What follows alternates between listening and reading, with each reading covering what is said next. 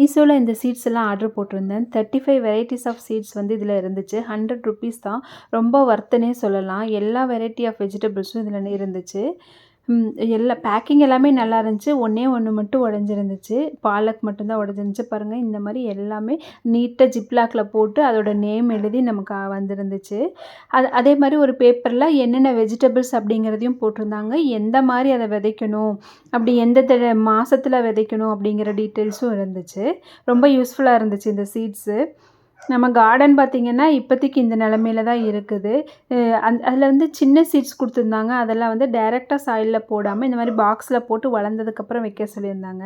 அதில் ஒரு 4 பேக்கெட் மட்டும் நான் பிரிஞ்சால், சில்லி அந்த மாதிரி ஒரு 4 பேக்கெட் மட்டும் இந்த மாதிரி ஒரு பாக்ஸில் போட்டு வளருதான்னு பார்க்கலாம். அதுக்காக போட்டு வச்சுருக்கேன். ஃபஸ்ட்டு ப்ராசஸ் இப்போ இது தான் பண்ணியிருக்கோம். இப்போ 4 வந்து விதைச்சி வச்சுருக்கேன். அதுக்கடுத்து பார்த்திங்கன்னா சும்மா புதினா வந்து ஒரு 4-5 நாள் முன்னாடி நட்ட வச்சுருந்தேன். அதுவும் வளர்ந்து வந்துருந்துச்சு. அதை அப்படியே க்ளீன் பண்ணலாம். இப்போதைக்கு இந்த கார்டன் ஸ்பேஸில் எதுவுமே இல்லை. இனிமேல் தான் வந்து நம்ம வாங்கின விதைகள் எல்லாமே கார்டனை நல்லா க்ளீன் பண்ணிவிட்டு அதுக்கப்புறமா போடணும்.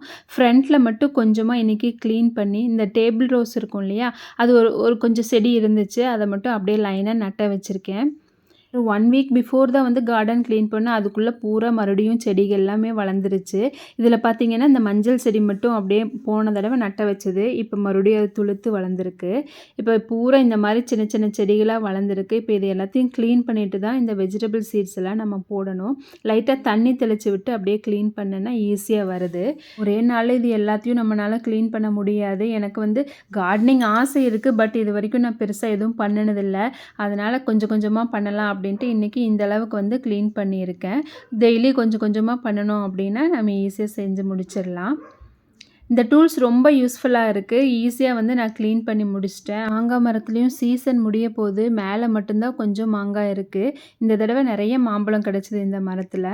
இனி வர வீடியோவில் இனி கார்டனில் நம்ம என்னென்ன பண்ணுறோம் அப்படிங்கிற அப்டேட்டை வந்து உங்களுக்கு சொல்கிறேன். இனி நெக்ஸ்ட் வீடியோவில் பார்க்கலாம். தேங்க்ஸ் ஃபார் வாட்சிங்.